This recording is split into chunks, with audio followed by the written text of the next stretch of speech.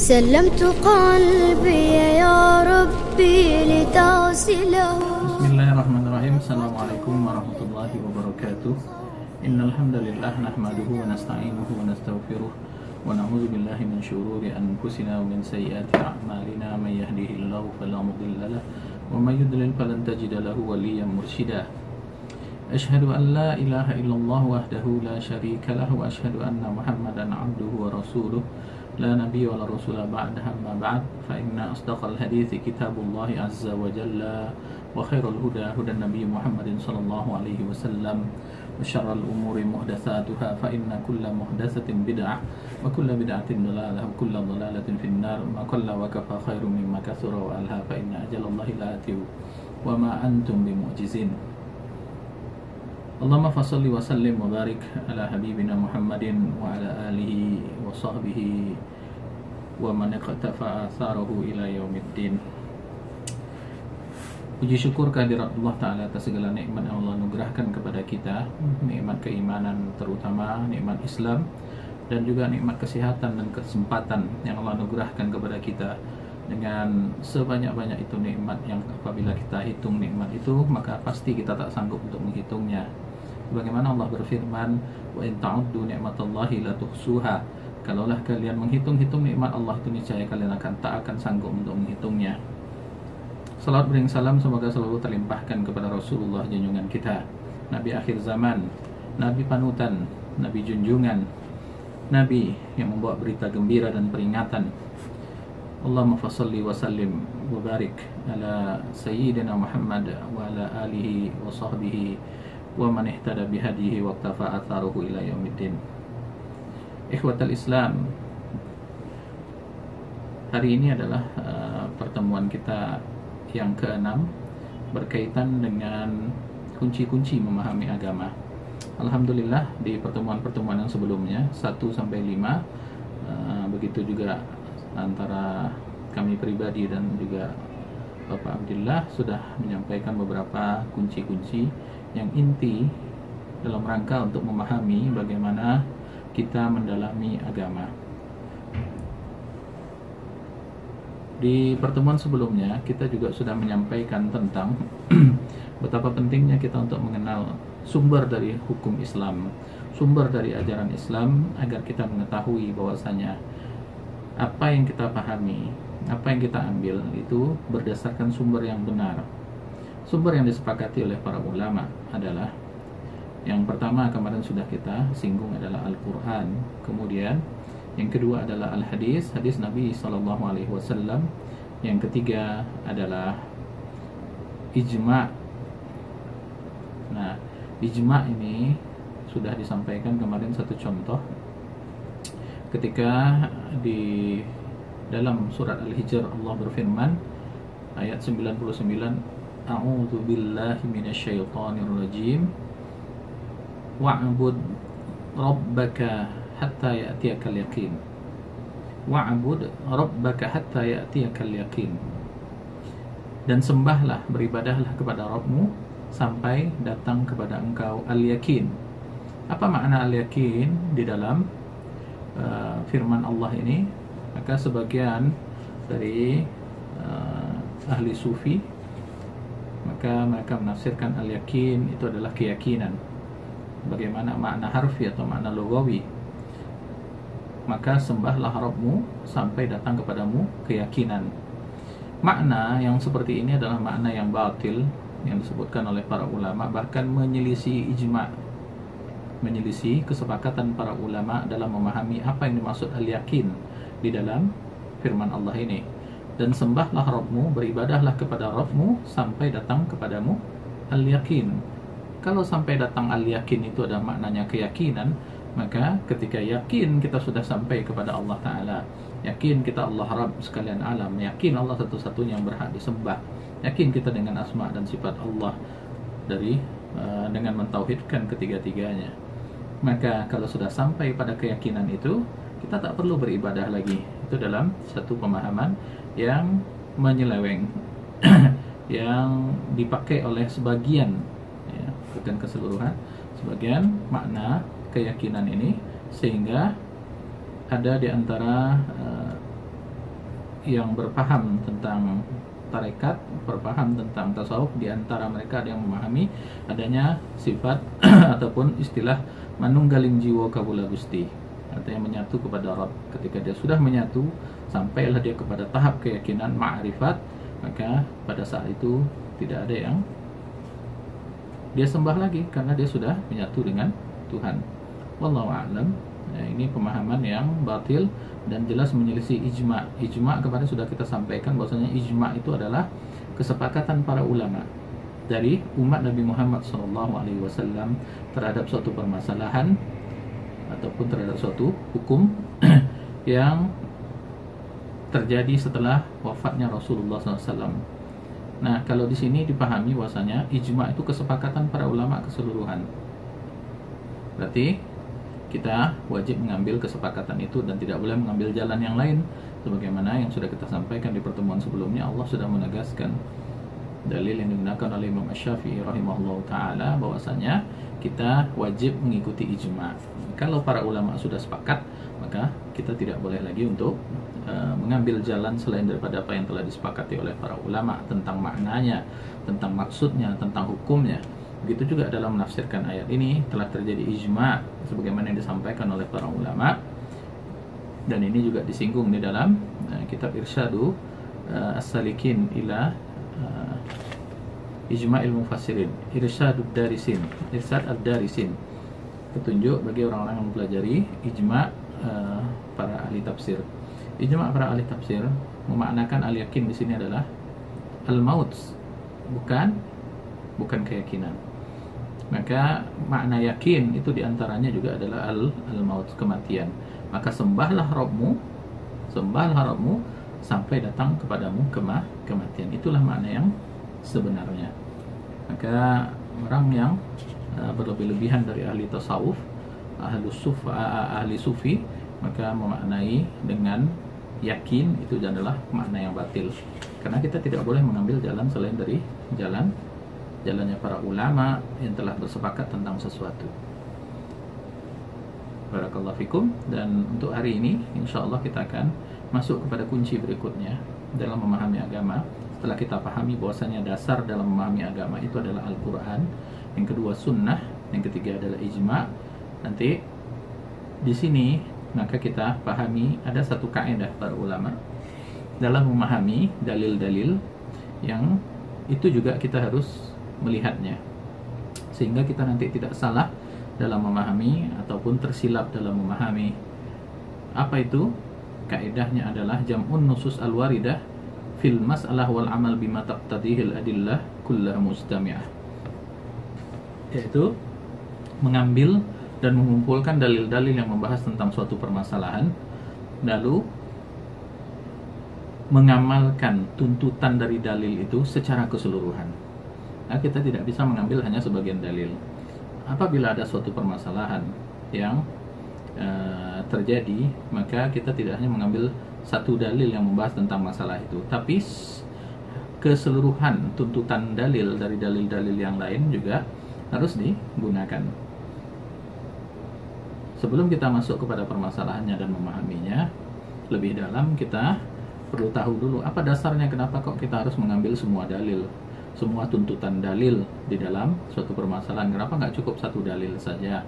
Ini sesuai dengan firman Allah Ta'ala dalam surah Al-Baqarah ayat 208.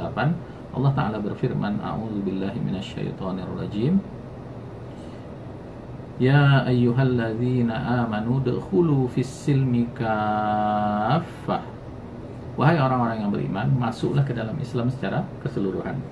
Makna masuk ke dalam Islam secara keseluruhan yang Al-Hafidz Ibnu Katsir rahimahullah ta'ala mengatakan, yaqulullahu ta'ala amiran ibadahul mu'minin bihi al-musaddiqina bi rasulih ayyakhudhu bi jami'i ural Islam wa syara'ihi, ayyakhudhu bi jami'i ural Islami wa syara'ihi atau syara'ihi wal amal bi jami'i awamirihi wa tarki jami'i zawajirihi mastata'u min dzalik. Berarti apa yang dimaksud dengan masuk ke dalam Islam secara kafah adalah Allah Ta'ala dalam ayat ini memerintahkan kepada hambanya, orang-orang beriman kepadanya dan membenarkan apa yang datang dari Rasulnya, hendaklah mereka mengambil semua cabang-cabang keislaman dan syariat-syariatnya, mengamalkan keseluruhan perintah Allah Ta'ala dan meninggalkan segala larangan Allah Ta'ala sesuai kemampuan. Artinya apa? Artinya semua. Maka ayat itu bukan hanya satu, hadis bukan hanya satu yang menjelaskan tentang ajaran agama ini. Bahkan kalau kita lihat, para ahlul hadis mengumpulkan ratusan ribu hadis tentang permasalahan agama ini. Begitu juga Al-Quran yang terdiri dari 6.000 lebih ayat. Maka pada hakikatnya berarti sangat banyak dalil-dalil yang membahas tentang suatu permasalahan. Bukan hanya satu dalil, bahkan tentang satu masalah saja ada banyak dalil yang membicarakannya. Maka ikhwatal Islam, di sini Syekh Mustafa Al-Adawi hafizahullah taala dalam kitab Mafatihul Fiqhi fid Din, kunci-kunci memahami agama, beliau menyebutkan dari ayat ini pula difahami bahwasanya ayat ini juga menuntut kepada kita apabila kita ingin membahas suatu permasalahan, hendaklah kita kumpulkan semua nas-nas baik dari Al-Quran maupun hadis Nabi SAW yang memerintahkan ataupun yang melarang, yang menegah ataupun yang membolehkan, yang mutlak berbicara tentang suatu permasalahan ataupun yang muqayyad, umum atau khusus. Semuanya harus kita ambil dalil itu, lalu kita taufik, kita kumpulkan di antara nas-nas tersebut semampu kita. Maka barulah kita dapat menyimpulkan hukum setelahnya. Kenapa? Karena tuntutan-tuntutan yang ada di dalam dalil kita pahami bahwasanya ternyata banyak dalil yang berbicara tentang permasalahan itu dan bagaimana sebetulnya para ulama memahaminya. Adapun kalau kita dengan sengaja mengambil hanya satu dalil lalu menyimpulkan hukum dari satu dalil itu terhadap suatu permasalahan, maka sangat mungkin bagi kita untuk salah menyimpulkan dalil. Hal ini ditegaskan oleh para ulama.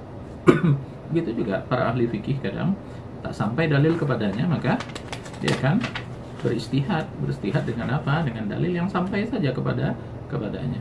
Maka pada saat itu bisa saja tersalah dalam menyimpulkan hukum. Begitu juga yang lainnya dan yang lainnya. Maka ada bahaya-bahayanya apabila kita hanya mengambil dalil yang satu jalur saja tanpa mengambil dalil dari jalur yang lainnya. Kenapa demikian? Karena di situ nanti ada kadang-kadang dalil itu yang bunyinya umum, tapi ada dalil yang bunyinya khusus. Ada dalil yang mutlak, ada yang muqayyad. Kemudian ada dalil yang memerintahkan, ada dalil yang melarang. Maka bagaimana kita berusaha menyimpulkan hukum sebagaimana kaidah para ulama? Kita tidak dibenarkan hanya mengambil satu dalil, sementara permasalahan itu dibicarakan juga oleh dalil-dalil yang lainnya. Ada banyak masalah sebetulnya, baik berkaitan dengan masalah akidah, masalah fikih, dan masalah-masalah yang lainnya akan kita berikan contohnya satu persatu sehingga kita paham apa yang dimaksud dengan mengumpulkan semua dalil serta mengamalkan tuntutan-tuntutan dalil-dalil tadi secara keseluruhan tanpa hanya mengambil sebagian dalil lalu kita tinggalkan dalil yang lain yang berbicara tentang permasalahan tersebut. Ikhwatal Islam, azani Allah wa iyyakum. Kita berikan contoh di sini. Ada kenapa kok ada namanya kelompok Khawarij, ada namanya kelompok Murji'ah. Yang kedua-dua kelompok ini termasuk kelompok yang pemahamannya itu menyelisih pemahaman Ahlus Sunnah wal Jamaah, pemahaman para salafus saleh. Di mana mereka bermasalah? Di sini kalau kita lihat orang-orang Khawarij, mereka mengambil dalil dari Al-Quran dan hadis. Orang Murji'ah juga demikian, mengambil dalil dari Al-Quran dan hadis. Pertemuan yang lalu kita bahas bahwasanya agama ini berasal dari Al-Quran dan hadis Nabi SAW sebagai sumber dari segala sumber hukum. Namun bagaimana cara metode mengambil dalil tadi, bagaimana metode memahami dalil tadi, itu juga menjadi satu permasalahan yang dibahas oleh para ulama. Dan kita tidak bisa menganggap remeh permasalahan tersebut. Maka kita berusaha untuk memahami, bagaimana sih cara para ulama. Satu kaidah yang pertama adalah mengamalkan tuntutan semua dalil, bukan hanya mengambil sebagian dalil lalu meninggalkan sebagian dalil yang lainnya. Ayat Al-Quran berbicara tentang suatu permasalahan. Kalau banyak ayat yang berbicara tentang itu, maka kita juga berusaha untuk memahaminya berdasarkan pemahaman dari keseluruhan ayat, berdasarkan tuntutan dari keseluruhan ayat, bukan hanya mengambil satu jalur saja ataupun satu dalil saja. Contoh di sini, kenapa kok orang Khawarij itu mengkafirkan orang yang melakukan dosa atau dosa besar? Di sini disebutkan mereka mengambil dalil-dalil dari Al-Quran. Oh, mereka mengambil dari dalil Al-Quran juga, iya. Bagaimana mereka mengambilnya? Mereka hanya mengambil dari satu jalur. Walaupun beberapa dalil, tapi hanya dari satu jalur. Mereka tidak mengambil dari jalur yang lainnya. Contohnya apa? Contohnya adalah permasalahan. Misalnya ketika Allah Ta'ala berfirman dalam surah Al-Baqarah ayat 81, Bala man kasaba sayyi'atan wa ahatat bihi khati'atuhu faulaika ashabun narihum fiha khalidun. Benar bahwasanya siapa yang berbuat kesalahan, kata Allah Ta'ala dalam surah Al-Baqarah ayat 81 ini apa? Lalu kesalahannya meliputi dirinya, maka dia termasuk golongan orang-orang yang ditempatkan di neraka dan mereka kekal di dalamnya. Apa yang kita pahami dari dalil ini? Jelas bahwasanya orang yang diliputi oleh kesalahannya, oleh dosa-dosanya, oleh perbuatan kemungkarannya, oleh kemaksiatannya, maka pada hakikatnya dia adalah penghuni neraka dan dia kekal di dalamnya. Kalau kita lihat dari ayat ini, begitu juga dalam surah An-Nisa ayat 14, Allah Ta'ala menyebutkan wa may ya'sillaha wa rasulahu wa yata'adda hududahu yudkhilhu naran khalidan fiha wa lahu 'adzabun muhin. Allah menegaskan di sini bahwasanya apa? Bahwasanya siapa yang bermaksiat kepada Allah, bermaksiat kepada Rasulnya, lalu melanggar batas-batas Allah Ta'ala, maka Allah akan memasukkannya dan menempatkannya di golongan orang-orang yang kekal di neraka, dan baginya adalah azab yang menghinakan. Oh, ini masih satu jalur, berarti orang itu kalau kekal di neraka berarti kafir. Maka tidak ada yang kekal di neraka itu kecuali orang-orang kafir. Maka orang Khawarij memahami orang yang melakukan maksiat, yang meliputi dirinya maksiat itu, maka dia termasuk golongan orang yang keluar dari Islam. Begitu juga dalam surah Al-Imran ayat 135, walam yusirru ala ma fa'alu wa hum ya'lamun. Itu pula nanti kita lihat dalam hadis-hadis Nabi SAW. Suatu ketika Nabi SAW mengatakan la yadkhulul jannata qattat. Ini hadis yang diriwayatkan oleh Imam Bukhari dan Imam Muslim dari hadis Hudzaifah radhiyallahu an, sahabat Nabi SAW, la yadkhulul jannata qattat. Apa itu?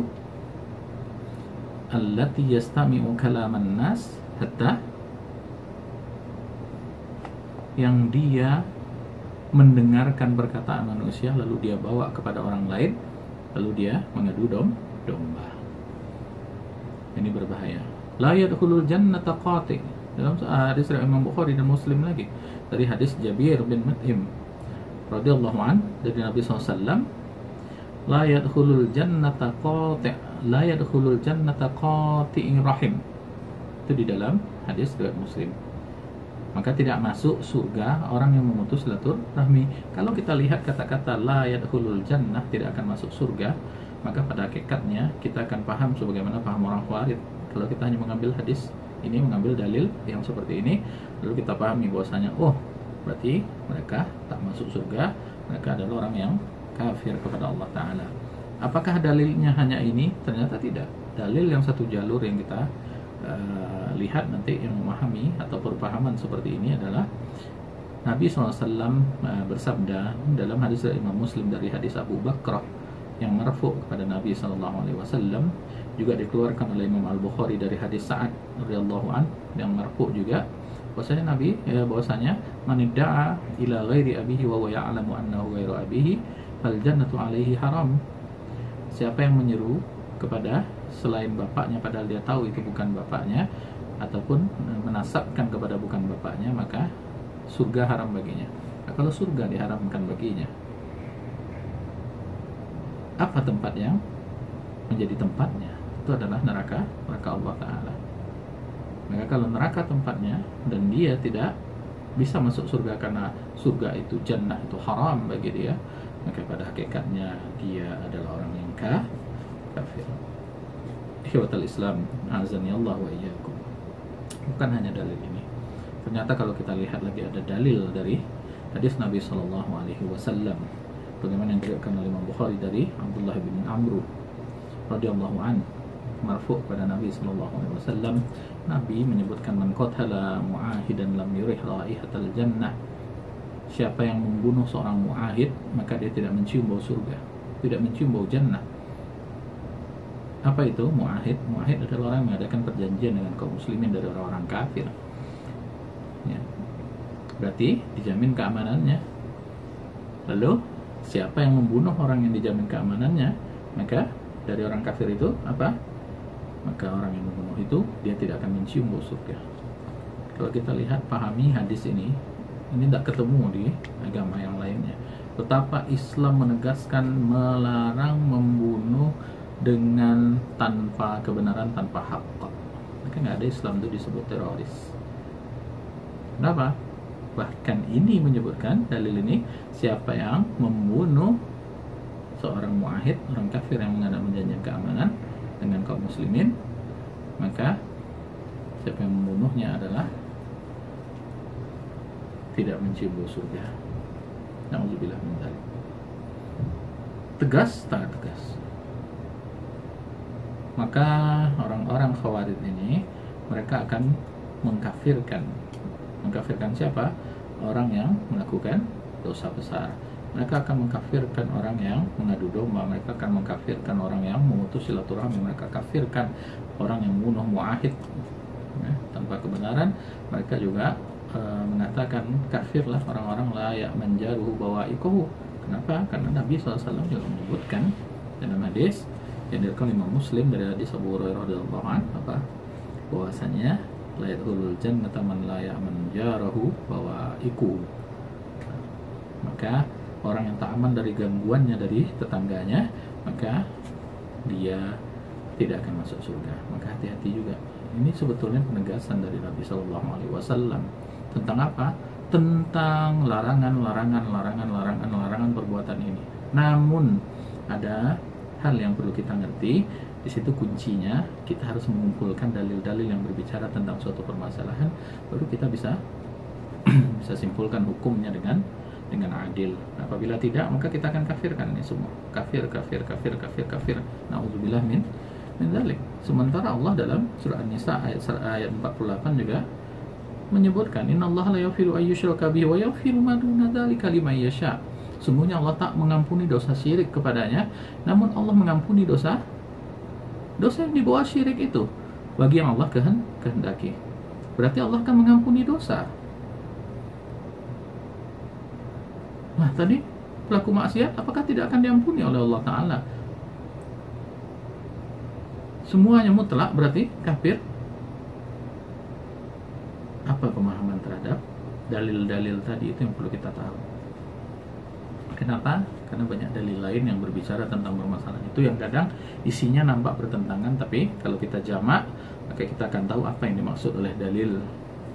Ikhwatal Islam azani Allah wa iyyakum. Mereka juga meninggalkan hadis, orang-orang Khawarij ini meninggalkan hadis dari Rasulullah SAW yang mengatakan akan ada yang keluar dari api neraka. Akan ada yang keluar dari api neraka. Kekal dia dalamnya tidak. Yakhruju minan nari man qala la ilaha illallah wa kana fi qalbihi misla min qalbihi min al-khairi ma yazinu sya'ira. Thumma yakhruju minan nari man qala la ilaha illallah wa kana fi qalbihi min al-khairi ma yazinu burrah. Thumma yakhruju minan nari man qala la ilaha illallah wa kana fi qalbihi ma yazinu min al-khairi dzarrah. Dalil-dalil ini menyebutkan bahwasanya siapa yang mengucap la ilaha illallah dan di dalam hatinya ada satu kebaikan, satu bentuk kebaikan walaupun sebesar biji kacang panjang, maka Allah akan keluarkan dia dari neraka. Siapa yang mengucap la ilaha illallah dan di dalam diri dan hatinya itu ada keimanan walaupun sebesar biji kurma, maka Allah akan keluarkan dia dari api neraka. Siapa yang mengucap la ilaha illallah sementara di dalam hatinya itu adalah ada bentuk kebaikan walaupun sebesar biji jagung atau biji atom, maka Allah akan keluarkan dia dari api neraka. Hadis ini diriwayatkan oleh Imam Bukhari dari hadis Anas radhiyallahu anhu. marfu kepada Nabi Shallallahu Alaihi Wasallam. Maka orang Khawarij ini lupa dengan hadis ini. Oh, ternyata akan ada yang akan dikeluarkan dari api neraka. Ternyata ada yang Allah ampunkan. Dalam ayat tadi disebutkan dosa-dosanya selain syirik. Kalau dia wafat dalam keadaan tidak syirik, bisa aja Allah akan ampunkan. Ada yang Allah keluarkan dari api neraka, yang ada keimanan dalam jiwanya, mengucap la ilaha illallah dan seterusnya, ada bentuk kebaikan. Maka hal-hal yang semacam ini harus kita usahakan untuk memahami juga ketika kita mempelajari tentang kunci memahami agama agar kita tidak salah paham. Ikhwatal Islam, insyaallah nanti bentar lagi kita akan lanjutkan bagaimana pula paham Murji'ah. Yang ini paham Khawarij. Paham Khawarij berarti dia akan mengkafirkan, menetapkan seorang neraka kekal di dalamnya, tak akan mungkin keluar dan seterusnya. Maka ini adalah paham Khawarij terhadap orang yang pelaku maksiat, khususnya dosa-dosa besar, maka hukumnya adalah kafir. Ikhwatul Islam azani Allah wa iyyakum. Maka tadi adalah satu bahaya dalam memahami dalil yang diajarkan oleh para ulama kita. Ada pemahaman yang dapat saja menyalahi dari pemahaman ahlul hadis, pemahaman salafus saleh tentang dalil-dalil dari Al-Quran dan hadis apabila kita tidak mengikuti metode mereka. Apa itu diantaranya? Diantaranya tadi adalah pemahaman Khawarij yang mengambil sebagian dalil atau mengambil dalil yang satu jalur saja, lalu mereka meninggalkan dalil-dalil yang bertentangan dengan jalur itu. Akhirnya mereka akan mengkafirkan sehingga mereka lupa bahwasanya ada dalil-dalil lain yang berbicara tentang permasalahan orang yang melakukan dosa atau melakukan maksiat, bahkan dosa besar sekalipun. Ikhwatal Islam, kebalikannya, ada orang ataupun kelompok yang bernama Murji'ah yang memahami tentang apa? Tentang bahwasanya keimanan seorang itu akan aman walaupun dia tidak beramal. Kenapa? Dia sudah mengucapkan, dia sudah mengikrarkan dengan hati, mengikrarkan dengan lisan, menetapkan dalam hati, membenarkan, namun dia tidak mengamalkan ajaran agama ini, maka dia cukup sudah imannya bagaikan imannya para malaikat, imannya Jibril. Dahsyat. Kenapa? Karena mereka memahami sebagian dalil tanpa melihat dalil-dalil yang lain yang berbicara tentang adanya penyebab-penyebab pembatal keimanan, penyebab-penyebab kekufuran, penyebab-penyebab murtad dan lain-lain, yang harus dilihat juga dari dalil-dalil lain yang berbicara tentang permasalahan itu. Maka orang-orang Murji'ah ini fa'amadu ila hadisi Rasulullah sallallahu alaihi wasallam, maka mereka akan mengambil dalil dari Al-Qur'an maupun hadis Nabi SAW. Namun cara metode pengambilan dalilnya dan pemahaman terhadap dalil itu yang menjadi permasalahan bagi mereka.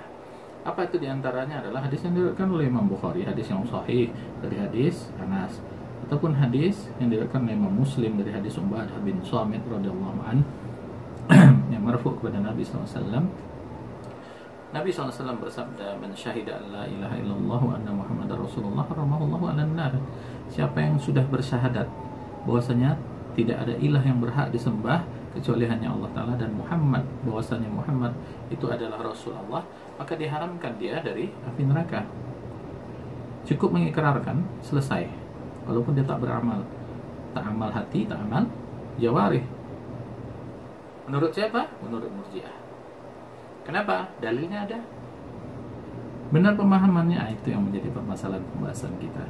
Maka bagaimana metode memahami kunci agama agar kita tidak tersilap dalam memahami, walaupun kita sudah tahu bahwasanya dasar dari Islam itu adalah Al-Quran, hadis Nabi SAW dan juga ijma', maka kita akan tahu juga, harus mengerti juga bahwasanya ada metode para ulama ambil dalil dari Al-Quran dan hadis Nabi SAW. Ikhwatul Islam, apakah hanya satu dalil itu saja? Tidak. Ternyata dalam hadis dari Imam Muslim dari hadis Utsman radhiyallahu anhu yang marfu juga pada Nabi SAW, "Man matahu ya'lamu an la ilaha illallah dakhala al-jannah." Siapa yang wafat, yang meninggal dalam keadaan dia sudah mengenal ataupun mengetahui tidak ada ilah yang berhak disembah kecuali hanya Allah, maka dia masuk surga. Cukup mengetahui saja, masuk surga. Selesai. Wa ila qauli Nabi SAW, fa inna Allah harrama 'alan nar man qala la ilaha illallah yabtaghi bidzalika wajh Allah. Yabtaghi bidzalika wajh Allah. Siapa yang mengharap wajah Allah, mencari ridha Allah dengan apa? Dengan mengucap la ilaha illallah, maka diharamkanlah dia dari api neraka. Berarti apa?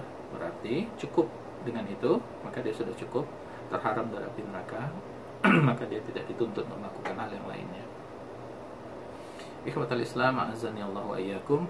Ada hadis dari Nabi SAW juga, yang tadi hadis Imam Bukhari. Kemudian ada hadis yang diriwayatkan oleh Imam Bukhari dan Muslim dari hadis Abu Musa al-Asy'ari radhiyallahu an, bahwasanya Nabi SAW bersabda, "Man shallal bardaini dakhalal jannah." Siapa yang salat bardaini dakhalal jannah. Apa itu salatul bardain? Disebutkan dalam satu makna, salat bardain itu adalah apa? Salat asar dan salat isya. Allah a'lam. Di sini disebutkan apa? Disebutkan bahwasanya siapa yang salat bardaini, yaitu salat fajar dan salat asar, menurut para ulama kebanyakan yaitu apa? Salat fajar dan salat asar, maka dia masuk surga. Selesai. Berarti salat yang lain tak perlu masuk surga. Selesai. Ini pemahaman yang keliru terhadap dalil dari hadis-hadis Nabi SAW. Begitu juga nanti ada hadis yang diriwayatkan oleh Imam Bukhari dari hadis Abi dari radhiyallahu anhu, maka Nabi SAW la yastami'u kafirun muqatilu finnar, tidak akan berkumpul antara orang kafir dan yang memeranginya, yang membunuhnya di api neraka. Berarti apa? Berarti orang yang membunuh orang kafir mesti masuk surga. Dan begitu juga dalil-dalil yang lain yang berbicara tentang permasalahan-permasalahan yang kalau kita pahami ala watiratin wahidah, dari satu jalur saja, maka nanti akan menimbulkan kekeliruan terhadap pemahaman kita terhadap dalil dari Al-Quran maupun hadis Nabi SAW. Maka tadi perlu ijma, perlu kita juga memahami bahwasanya hendaklah kita mengumpulkan al-jam'u bainal adillah, mengumpulkan dalil-dalil yang berbicara tentang satu permasalahan. Mesti kita kumpulkan dalil yang berbicara tentang itu, mesti kita hadirkan, dan mesti kita pahami apa tuntutan dalil tersebut sehingga kita tidak salah memahami. Maka baik dalil yang menolak, dalil yang memerintahkan, atau dalil yang mendukung, dan seterusnya, yang perlu kita mengerti apa sih maksudnya sebetulnya dari apa yang dituntut oleh dalil yang sebenarnya sebagaimana dipahami oleh para salafus saleh dari para sahabat Nabi SAW. Ikhwatal Islam, mereka orang-orang Murji'ah ini yang pemahamannya terbalik dari Khawarij tadi. Apa itu? Mereka juga mengambil dalil dari Al-Quran dalam surah Al-Maidah ayat 85, fa'asabahumullahu bima qalu jannatin tajri min tahtihal anhar. Allah akan berikan balasan pahala kepada orang-orang apa? Orang-orang yang sudah mengucapkan la ilaha illallah. Apa? Surga yang mengalir di bawahnya sungai. Cukup mengatakan saja berarti dia sudah sempurna iman. Cukup di hati saja maka dia sudah sempurna iman. Atau pemahaman-pemahaman yang seperti itu berdasarkan dalil yang mereka pahami dari satu jalur. Maka mereka akan mengatakan innallaha azza wa jalla qala fa asabahumullahu bima qalu waqtasara hadza 'ala al-qaul. Imam Syekh Mustafa Al-Adawi menyebutkan mereka akan membatasi di sini berarti apa? Dengan perkataan saja, perkataan lisan saja, maka itu sudah mencukupi, atau perkataan lisan dan perkataan hati. Maka ketika orang mengucapkan la ilaha illallah, cukuplah dia untuk dijamin masuk surga. Fahakamu liman iktasara ala qawli la ilaha illallah bil iman wa najah minan niran wa illam ya'mal khairan qattun. Maka di sini disebutkan mereka akan menghukumi, orang-orang Murji'ah ini akan menghukumi apa? Siapa yang sudah mengucapkan la ilaha illallah, maka dia telah sempurna iman dan dia pasti akan selamat dari api neraka walaupun dia tidak mengamalkan satu amal kebaikan sekalipun. Ikhwatal Islam, azani Allah wa iyyakum, wa balagha ba'duhum mubalaghatan syadidah. Bahkan di antara orang-orang Murji'ah itu ada yang mubalaghah, berlebih-lebihan, dengan sangat berlebih-lebihan ketika mereka mengatakan man qalaha fahuwa ala imanin ka imani Jibril wa Israfil. Bahkan di antara mereka ada yang memahami bahwasanya apa? Orang yang sudah mengucapkan la ilaha illallah itu adalah imannya seperti imannya malaikat Jibril dan malaikat Israfil wal iyadu billah. Wa dhalla akharuna minhum dhalalan ba'ida idh qala inna man qala la ilaha illallah fa huwa mu'min wa i'taqada taslis bi qalbihi. Ada pula orang yang berlebih-lebihan. Kalau orang sudah mengucap la ilaha illallah, pemahamannya ini, kalau sudah mengucap la ilaha illallah, walaupun di hatinya dia meyakini bahwasanya Tuhan itu tiga, kalau sudah melafazkan la ilaha illallah, maka dia masuk surga dan dia orang yang beriman. Ikhwatal Islam, azzani Allah wa iyyakum wa a'adzanallahu wa iyyakum. Maka orang-orang yang seperti ini pemahamannya justru sesungguhnya mereka lalai dan lupa terhadap firman Allah di ayat-ayat yang lain, hadis-hadis Nabi SAW di hadis-hadis yang lain. Di antaranya adalah apa yang Allah firmankan dalam surah Al-Bayyinah ayat 7, innal ladzina amanu wa 'amilus shalihat, bahwasanya sesungguhnya orang-orang yang beriman dan beramal saleh, mereka orang yang dapat surga. Siapa? Orang beriman, beramal saleh. Apakah cukup perkataan saja? Tidak. Ternyata iman dan amal soleh. Ini ayat Al-Quran. Faradifal imanu bil amal, faradifal imana bil amal. Allah Ta'ala menggandengkan antara iman dengan amal. Apakah lepas amal dari iman? Tidak. Keselamatan apabila iman bergandengan dengan amal dan amal bergandengan dengan iman. Ikhwatal Islam, maka mereka juga lupa bahwasanya dalam firman Allah surah An-Nisa ayat 142 sampai 145 juga disebutkan innal munafiqina yukhadi'una Allah wa huwa khadi'ukum wa idza qamu ila sholati qamu kusala yura'una an-nasa wa la yadhkuruna Allah illa qalila, sampai kepada firman Allah Ta'ala innal munafiqina fid darkil asfali minan nar wa lan tajida lahum nasira. Sesungguhnya orang-orang munafik, kata Allah Ta'ala, mereka menipu Allah dan menipu Rasulnya. Mereka menipu Allah, padahal justru sesungguhnya Allah telah menipu mereka. Bagaimana sifat-sifat orang munafik ini? Apabila mereka mendirikan sholat, mereka malas-malasan. Malas-malasan dalam sholat bermasalah? Iya, di sini Allah tegaskan orang yang malas-malasan dalam sholat itu bermasalah dalam keimanannya, bermasalah dan akan mengakibatkan apa nanti kita lihat di ayat yang 145. Bagaimana sifat orang-orang yang bermalas-malasan di dalam salatnya, yaitu yura'unan nasa wa la yadhkurunallaha illa qalila. Mereka salat untuk melihatkan kepada orang lain bahwasanya mereka salat. Saya ini orang beriman loh, saya ini orang bertakwa loh. Nah, ini ciri dari apa yang dilakukan oleh orang-orang munafik. Mereka memperlihatkan kepada manusia bukan mengharap ridha Allah, lalu apa? Mereka tidak mengingat Allah kecuali hanya sedikit. Maka dalam ayat yang 145 Allah tegaskan innal munafiqina fid darkil asfal, sesungguhnya di mana tempat orang-orang yang malas-malasan sholat dari sifat orang-orang munafik yang mereka hanya untuk memperlihatkan kepada manusia tentang perbuatannya bukan mencari ridha Allah. Apa tempatnya?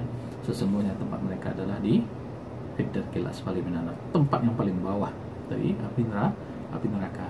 Dapatkah ada orang yang menolong mereka? Tidak. Walan tajida lahum nasira, dan kalian sama sekali-kali tidak akan mendapatkan bagi mereka seorang pun penolong pada hari itu. Nauzubillah, tsumma nauzubillah min dzalik. Maka al-ayatul karimah tufidu annahum yusallun. Lihat bagaimana ayat ini menunjukkan bahwasanya mereka itu adalah orang-orang yang salat, yang melakukan amal, bukan hanya ucapan, bukan hanya hati, tapi mereka salat. Namun apa? Salat mereka idza qamu ila sholati qamu kusala. Namun salat mereka, salatnya adalah bermalas-malasan. Mereka bayar zakat, tapi bayar zakatnya bukan karena Allah Ta'ala, kecuali apa? Wala yunfikuna illa wa hum karihun. Mereka tidak menginfakkan harta mereka, tidak membayarkan zakat kecuali jiwa mereka dalam keadaan benci dan tidak suka untuk membayarkan zakat tersebut. Surah Taubah ayat 54. Dua sifat dari sifat-sifat orang munafik yang Allah sebutkan, innal munafiqina fid darkil asfali minan nar. Nauzubillah, tsumma nauzubillah min dzalik. Berarti apa? Perbuatan berpengaruh terhadap keimanan dan berpengaruh terhadap tempat di mana mereka akan didudukkan di hadapan Allah nanti di akhirat. Nas'alullah al-afiyah. Mudah-mudahan Allah mengampuni kita. Ikhwatal Islam, azani Allahu wa iyyakum. Mereka juga lupa tentang firman Allah Ta'ala, fawailul lil musallin alladzina hum 'an salatihim sahun, dalam surah Al-Ma'un ayat 4 ayat 5. Maka celakalah orang-orang yang melakukan salat. Perbuatan, benar perbuatan. Orang sudah berbuat, tapi berbuatnya bukan karena Allah, dan dia berbuat malas-malasan dan mereka lalai terhadap salatnya. Maka pada hakikatnya Allah juga menegaskan tentang satu peringatan di dalam orang-orang yang melakukan salat tapi salatnya bermalas-malasan, yaitu tempatnya juga adalah celaka. Hum yusalluna illa annahum sahuna 'anil shalah. Mereka salat, bahkan mereka salat melakukan amal, namun ketika salat mereka dalam keadaan bermalas-malasan dan mereka lalai terhadap salatnya. Begitu pula, ya ayyuhalladzina amanu idza laqitumul ladzina kafaru zahfan fala tuwalluhumul adbar wa may yuwallihim yawma idzin duburahu illa mutaharrifan liqitalin aw mutahayyizan ila fi'atin maka faqad ba'a bi ghadabin min Allah wa ma'wahu jahannam wa bi'sal masir. Di mana tempat orang-orang yang, hai orang-orang beriman, apabila kalian bertemu dengan sekelompok orang kafir yang memerangi, maka janganlah kalian lari berpaling kabur. Wa may yuwallihim yawma idzin duburahu illa mutaharrifan liqitalin aw mutahayyizan ila fi'atin faqad ba'a bi ghadabin min Allah.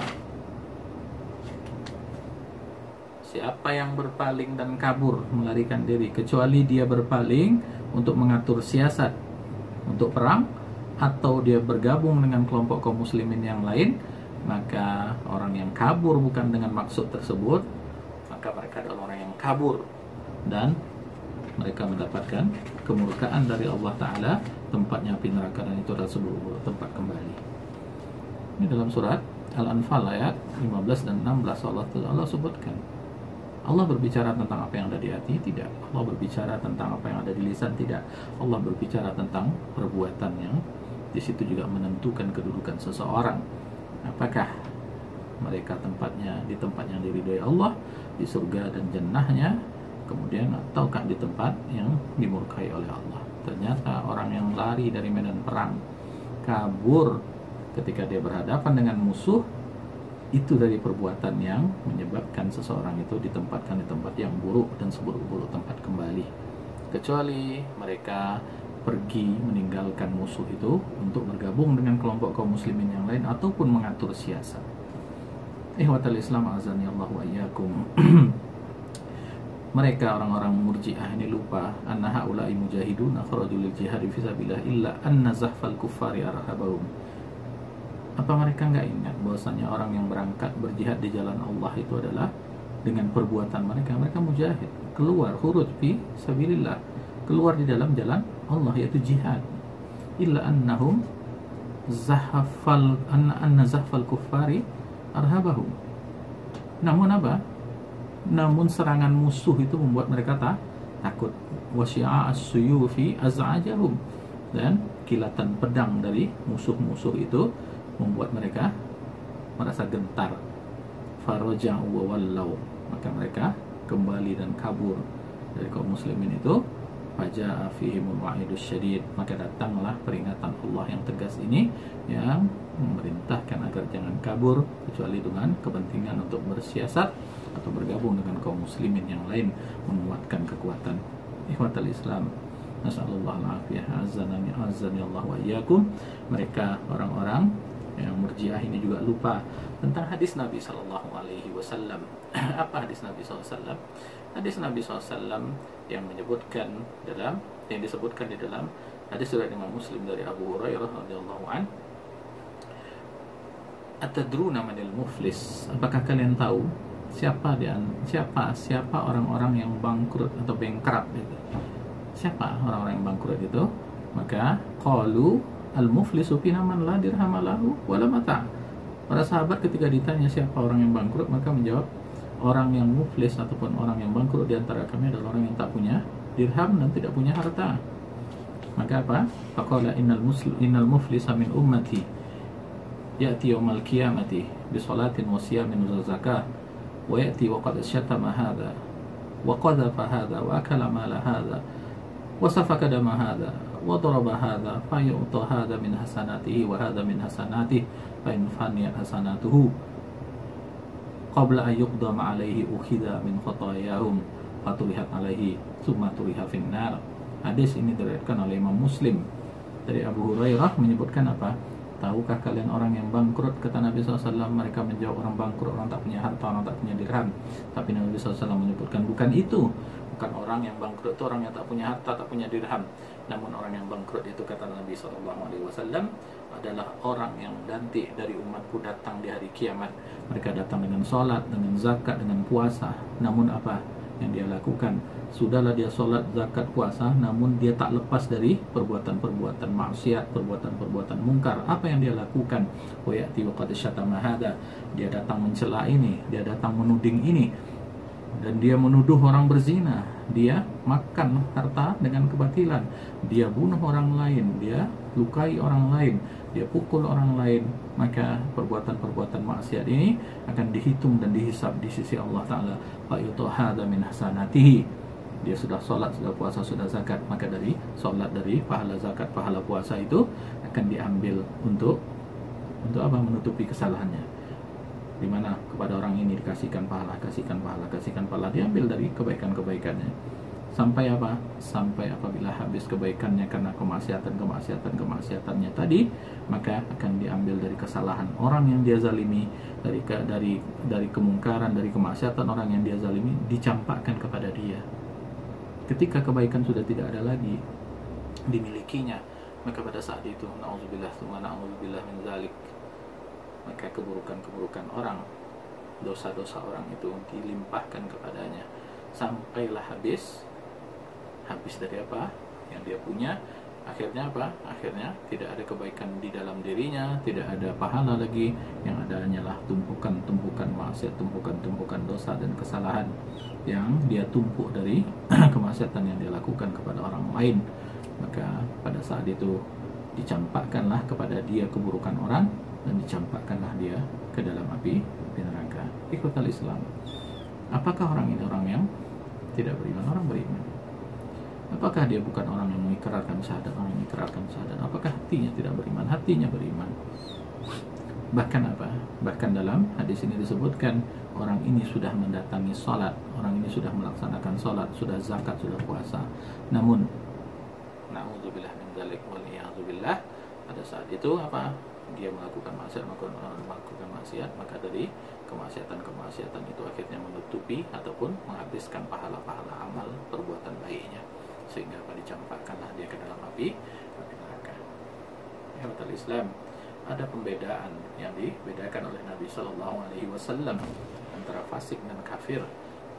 Dalam hadis Nabi SAW menyebutkan, dalam hadis dari Imam Bukhari dan Muslim, dari Imam Muslim dari hadis Ibnu Mas'ud radhiyallahu an, sibabul muslimi fusuqun wa qitaluhu kufr.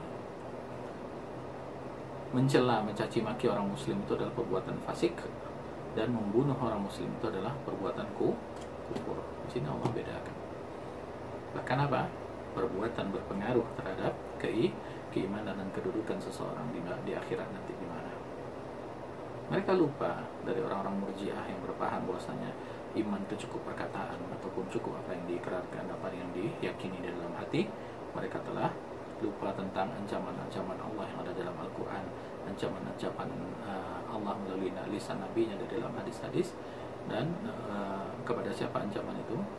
Ancaman-ancaman Allah dan Rasulnya terhadap pemakan riba, pelaku zina, makan bangkai, orang yang membuat patung, foto musbilin, orang yang isbal, prosyasin, orang yang menipu, qatta'ul arham, yang pemutus silaturahmi, qita'ut tariq atau qatta'ut tariq, maka orang yang menghalang-halangi orang jalan, berandalan, begal dan lain-lain, al-mutabarrijat, orang-orang yang bersolek, wanita-wanita yang bersolek di hadapan laki-laki, wa akalah amwalil yatama zulman, orang-orang yang memakan harta anak-anak yatim secara zalim, orang yang menyampaikan saksi palsu, orang yang ghibah, pencuri dan lain-lain dari segala permaksiatan yang Allah ancam itu di dalam Al-Quran, dan Allah tegaskan ancaman juga di dalam hadis Nabi SAW. Maka dia lupa, kaum Murji'ah lupa bahwasanya ini termasuk orang-orang yang diancam, maka pada hakikatnya ancaman-ancaman itu adalah penegasan dari Allah Ta'ala bahwasanya perbuatan-perbuatan maksiat itu akan mempengaruhi keimanan dan merusak iman. Fadallatil Murji'ah wa adallu katsiran. Maka dalam kitab ini disebutkan orang Murji'ah telah tersalah dan tersilap, bahkan tersesat dalam pemahamannya, dan mereka telah menyesatkan banyak orang. Wa hadza masiru man akhadha bi janibil adillah janibi min adillah wa taraka janiban akhar. Ini adalah akibat dari apa? Dari orang yang mengambil sebagian dalil lalu meninggalkan sebagian dalil yang lain yang berbicara tentang permasalahan yang itu juga. Kenapa? Karena dia hanya mengambil dalil dari satu jalur, mengambil hanya sebagian dalil, dia lupa terhadap dalil-dalil yang lain yang berbicara tentang permasalahan yang sama. Ikhwatul Islam, maka di situ harus kita pahami bagaimana memahami dalil yang kita sebutkan tadi, yang kalau Khawarij menyebutkan bahwasanya ini kafir, kekal dalam neraka, tidak masuk surga deh, orang putus silaturahmi dan lain-lain. Dan ini pula orang Murji'ah yang memahami apa? Aman iman apabila sudah dipatrikan dalam hati, diucapkan dengan lisan walaupun tak melakukan perbuatan. Maka para ulama Ahlus Sunnah di situ disebutkan telah menyampaikan satu kaidah bagaimana memahami dalil-dalil yang dipahami oleh Khawarij dan Murji'ah ini dari dalil Al-Quran dan hadis yang mereka salah paham. Bagaimana Ahlus Sunnah memahaminya? Ketahuilah bahwasanya surga dan neraka itu memiliki darajat dan darokat. Satu, kaidah pertama. Pahami bahwasanya dalil-dalil yang menyebut tentang surga, dalil yang menyebut tentang neraka, maka ketahuilah bahwasanya surga dan neraka itu ada darajat dan darokat. Surga itu berdarajat, artinya naik bertingkat-tingkat ke atas, dan neraka itu berjenjang ke bawah. Ya, darokat, istilahnya berbeda. Untuk jannah darajat, derajat, maka untuk neraka adalah darokat. Maka tadi orang munafik disebut innal munafiqina fid darki, ya, di tingkatan paling bawah. Darki, darokat, jamaknya adalah darokat, al asfal minan nar. Lihat bagaimana ternyata surga itu bertingkat-tingkat. Lihatlah bagaimana bagaimana firman Allah Ta'ala di dalam surat Thaha ayat 75 dan 76. Ketahuilah bahwasanya jannah itu berdarajat. Lihat firman Allah Ta'ala, wa may ya'tihi mu'minan qad amilas salihati fa ulaika lahumud darajatul ula. Siapa yang dari orang-orang mukmin yang datang nanti kepada Allah Ta'ala, qad amilas salihat, dia telah melakukan amal saleh, maka bagi mereka apa? Ad-darajatul ula, tempatnya adalah derajat yang tinggi. Jannatu 'adnin tajri min tahtihal anharu khalidina fiha wa dzalika jazaa'u man tazakka. Dalam surat Thaha ayat 75 ayat 76. Baginya apa? Derajat yang tinggi, yaitu jannah Allah yang mengalir di bawahnya sungai-sungai, yang kekallah mereka di dalamnya, dan itu adalah pahala yang didapat oleh orang-orang yang mensucikan jiwanya. Begitu juga dalam surat Al-Waqi'ah ayat 10 dan 11 ada tingkatan-tingkatan di dalam surga. Was-sabiquna as-sabiqun ulaikal muqarrabun, disebutkan bahwasanya ada orang yang as-sabiquna as-sabiqun, orang yang awal-awal masuk, orang-orang yang berlomba-lomba yang mendapatkan kemenangan. Ulaikal muqarrabun, siapa mereka? Mereka adalah orang yang didekatkan dengan Allah Ta'ala, muqarrabun, dengan nikmat-nikmat dari Allah Ta'ala. Maka dalam surah Al-Waqi'ah ayat 88 juga dan sampai 91 juga kita lihat bagaimana derajat di dalam surga yang bertingkat-tingkat tadi. Fa amma in kana minal muqarrabin, di mana kedudukan orang-orang yang didekatkan, muqarrab kepada Allah Ta'ala itu, farauhu wa raihanu wa jannatu na'im, maka bagi mereka kegembiraan, dan penghidupan, wa raihan wa jannatu na'im, dan jannah yang penuh nikmat, surga yang penuh nikmat. Wa amma in kana min ashabil yamin. Nah, ini ada yang muqarrabin, ada ashabul yamin. Wa amma in kana min ashabil yamin. Adapun orang-orang yang termasuk dari golongan kanan, fasalamun laka min ashabil yamin, Maka Allah Ta'ala menegaskan, selamatlah atas kalian, kesejahteraan atas kalian, wahai kelompok orang-orang yang termasuk golongan kanan. Lihatlah bagaimana dalam ayat ini surga itu ternyata bertingkat-tingkat. Jadi kalau Allah katakan tak masuk surga, surga yang mana dahulu? Derajatnya bertingkat-tingkat. Kalau Rasul katakan la yadkhulul jannah, surga yang mana? Loh, itu kan maksiat. Iya, maksiat. Dosa, iya. Apakah tak masuk surga sama sekali maksudnya? Kita lihat dalil-dalil yang lainnya. Oke. Satu kaidah tadi menyebutkan apa? Bahwasanya jannah adalah bertingkat berdarajat. Lihat dalam hadis Nabi SAW, man amana billahi wa bi rasulih wa qama sholata wa shoma ramadan kana haqqan 'alallahi ayyudkhilahul jannah jahada fi sabilillah au jalasa fi ardil lati wulida fiha. Nabi SAW suatu ketika bersabda sebagaimana yang diriwayatkan oleh Imam Bukhari dari hadis Abu Hurairah marfu kepada beliau. Apa kata Nabi SAW? Siapa yang beriman kepada Allah dan kepada Rasulnya, mendirikan sholat, berpuasa di bulan Ramadan, pasti Allah akan masukkan dia ke dalam surga, ke dalam jannahnya. Baik dia berangkat jihad di jalan Allah ataupun dia duduk-duduk saja di tempat dia dilahirkan, di bumi dia dilahirkan. Maka apa? Faqalu ya Rasulullah falanubasyirin nas. Maka para sahabat mengatakan, wahai Rasulullah, bagaimana kalau kabar gembira ini kami sampaikan kepada manusia? Siapa yang beriman pada Allah Rasulnya, yang dirikan sholat, dia puasa, pasti masuk surga. Allah akan masukkan dia ke surga. Yang jihad jelas. Yang tak jihad masuk juga, masuk. Nabi SAW disebutkan dia berangkat jihad ataupun dia duduk-duduk saja di negerinya yang tempat dia dilahirkan. Makanya para sahabat kaget lalu menyampaikan, Rasulullah, ini kabar gembira. Kabar gembira ini bagaimana kalau kami sampaikan kepada para sahabat yang lain, kepada yang lainnya? Maka Nabi SAW menyebutkan, inna fil jannati mi'ata darajat. Ketahuilah bahwasanya di dalam surga itu, di dalam jannah itu ada 100 derajat. 100 derajat kata Allah Ta'ala. Maka kata Rasulullah SAW, a'adahallahu lil mujahidina fi sabilillah ma baina ad-darajataini kama baina as-sama'i wal ard. Allah menyiapkan untuk orang yang berjihad di jalan Allah itu apa?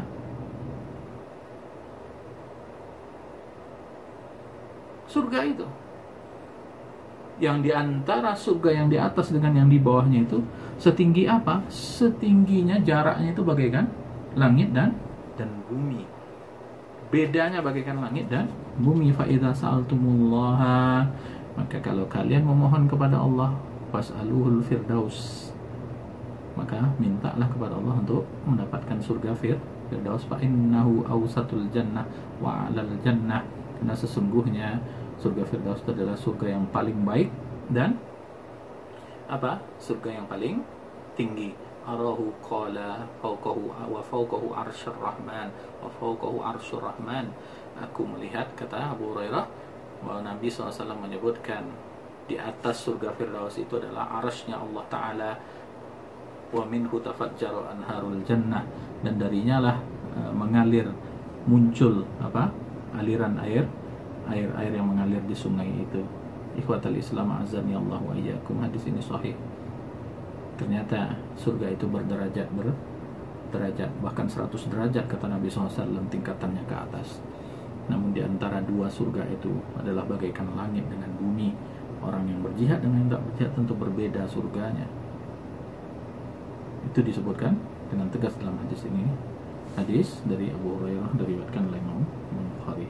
Dalam hadis yang diriwayatkan oleh Imam Ahmad dari hadis Abi Sa'id dengan sanad yang hasan karena syawahidnya, maka Nabi SAW menyebutkan, inna ahlal jannah la yarawna man fawqahum kama tarawna al-kawkab ad-durri fi ufuqis sama, wa inna Abu Bakr wa Umar minhum wa un'ima. Nah, ini adalah sesungguhnya ahlul jannah itu akan melihat orang yang di atasnya itu, derajatnya di atasnya itu bagaikan apa? Bagaikan kalian tuh melihat planet di ujung langit. Dan Abu Bakar dan Umar itu tempatnya di atas itu. Dan mereka mendapat nikmat di situ. Ya Allah, nasallallahu ma'as-siddiqin ma'an-nabiyyin was-siddiqin wasyuhada was-shalihin. Mudah-mudahan Allah anugerahkan kita duduk bersama para nabi, para siddiqin, para syuhada, para shalihin. Itu dalil yang menyebutkan diantaranya bahwasanya surga itu bertingkat-tingkat. Nah, kalau ada dalil menyebutkan tak masuk surga, dalil menyebutkan bahwasanya kekal di neraka dan lain-lain, kita lihat dalil-dalil yang berbicara tentang permasalahan itu juga dari dalil-dalil yang lainnya. Ternyata surga bertingkat-tingkat. Apakah neraka juga bertingkat-tingkat? Iya, neraka juga ternyata bertingkat-tingkat, namun turun ke bawah, berjanjang turun kalau dalam bahasa Minang. Batanggo naik, berjanjang turun. Darokat namanya, bukan darajat. Di situ sebutkan apa? Dalam hadis, dalam ayat surah An-Nisa ayat 145, innal munafiqina fid darkil asfali minan nar. Disebutkan bahwasanya sungguhnya orang munafik itu ada tempatnya di paling bawah neraka, di dasar neraka. Berarti apa? Neraka juga berdarokat, bertingkat-tingkat. Dalam surat Ghafir, surat Mukmin ayat 46, Allah menegaskan wa yauma taqumus saah adkhilu ala fir'auna asyaddal azab. Nanti di hari kiamat, ketika dibangkitkan orang pada hari kiamat, maka Allah menegaskan adkhilu ala fir'auna asyaddal azab, masukkanlah Fir'aun dan pengikut-pengikutnya di azab yang sangat keras. Berarti azab pun ada bertingkat-tingkat. Ada azab yang selemah-lemahnya azab, seringan-ringannya azab. Kalau dikasih api neraka itu di bawah kaki kita akan menggelegaklah ubun-ubun ini. Nauzubillah tsumma nauzubillah min dzalik. Surah Al-Maidah, surat Ghafir. Kemudian dalam surah Al-Maidah ayat 115 ketika Allah berbicara tentang ashabul maidah, faman yakfur ba'du minkum fa inni u'adzibuhu 'adzaban la u'adzibuhu ahadan minal 'alamin. Ashabul maidah ini adalah orang yang meminta hidangan dari langit. Maka Allah tegaskan ketika Allah turunkan nanti hidangan itu, kok masih ada yang kafir setelah Allah turunkan hidangan itu dari langit, maka Allah akan azab mereka dengan suatu azab yang Allah tak pernah mengazab seorang pun dari makhluknya di muka bumi ini. Berarti apa? Azab pun bertingkat-tingkat. Azab pun bertingkat-tingkat. Ada azab yang Allah tak pernah memberi azab itu kepada selain orang-orang ini. Di antaranya ini, kalau Allah ancam, aku pasti akan mengazab, kata Allah Ta'ala, la u'adzibuhu azaban la u'adzibuhu ahadan minal 'alamin. Itu ashabul maidah. 3 ayat ini menyebutkan tentang apa? Tentang neraka itu juga bertingkat-tingkat ke bawah. Begitu pula perkataan Abbas bin Abdul Muttalib kepada Rasulullah SAW, ya Rasulullah, hal nafa'at Abu Talib fi syai'in bi syai'in. Abbas bin Abdul Muttalib, anaknya Abdul Muttalib, bertanya tentang paman beliau Abu Talib kepada Nabi SAW, bagaimana Abu Talib ya Rasulullah? Fa innahu kana yahutuka wa yaghdabu lak. Bukankah Abu Talib itu pamannya apa? Melindungimu ya Rasulullah, dan dia marah juga untukmu. Bagaimana kedudukan dia nanti ya Rasulullah? Qala na'am huwa fi dahdahin min narin. Ada manfaat nggak kira-kira apa yang dia lakukan? Nabi SAW menegaskan di sini ya, ada manfaatnya. Manfaatnya apa? Karena fi dahdahin min nar. Abu Talib tempatnya di jilatan-jilatan api neraka, bukan di dasar api neraka. Walaula ana lakana fid darkil asfali minan nar. Kalaulah bukan karena dia melindungiku, kalau bukan karena dia marah karena aku, maka niscaya tempatnya adalah di dasar neraka. Itu menunjukkan bahwasanya hadis ini sebagaimana diriwayatkan oleh Imam Muslim dari Abbas bin Abdul Muttalib radhiyallahu an, bahwasanya apa? Bahwasanya ternyata neraka itu juga bertingkat-tingkat. Ihwatul Islam azani Allah wa iyyakum. Ini adalah satu kaidah para ulama dalam memahami dalil-dalil yang berbicara tentang surga dan neraka. Sebagian dari kaum Khawarij yang menyimpang tadi sudah kita jelaskan, mereka memahami pokoknya kafir, pokoknya orang yang melakukan maksiat, dosa besar, maka dia pasti kekal di neraka dan lain-lain. Maka ini juga ada pemahaman yang bertentangan dengan pemahaman Khawarij, yaitu pemahaman Murji'ah, memahami bahwasanya orang kalau sudah berikrar dengan syahadat maka amanlah imannya walaupun dia tak beramal sekalipun. Hal ini juga adalah pemahaman yang batil yang dipahami dari memahami Al-Quran dan hadis Nabi SAW dari dalil-dalil ini, dari nas-nas ini. Dan para ulama Ahlus Sunnah telah menegaskan ada satu kaidah yang perlu kita pahami. Hendaklah kita mengambil semua dalil yang berbicara tentang suatu masalah, apa tuntutan semua dalil itu, barulah kita dapat menyimpulkan apa sebetulnya yang diinginkan dan dimaksud oleh dalil tadi. Ternyata sudah kita sampaikan bagaimana para ulama Ahlus Sunnah menyebutkan bahwasanya ternyata surga itu bertingkat-tingkat dan neraka itu juga bertingkat-tingkat ke bawah. Darajat untuk surga, darokat untuk neraka. Nah, di sini ada penegasan apa yang dimaksud dengan tidak masuk surga itu, apakah secara mutlak atau tidak. Maka ini ada kaitannya tentang pemahaman bahwasanya surga itu bertingkat-tingkat, juga neraka itu bertingkat-tingkat. Wallahu a'lam. Demikian untuk memahami dalil yang sampai di sini. Insya Allah akan kita perjelas lagi dengan banyak contoh di dalam pertemuan-pertemuan yang berikutnya. Mudah-mudahan untuk pertemuan ini ada manfaatnya, dan hafizanallahu wa iyyakum. Allah menjaga kita dan antum semuanya, ikhwatal Islam. Mudah-mudahan bermanfaat. Lebih dan kurangnya saya mohon maaf. Subhanakallahumma wa bihamdika asyhadu an la ilaha illa anta astaghfiruka wa atubu ilaik. Wa sallallahu ala nabiyyina Muhammadin wa ala alihi wa sahbihi wasallam. Wassalamualaikum warahmatullahi wabarakatuh. Insyaallah kita jumpa di pertemuan kajian berikutnya.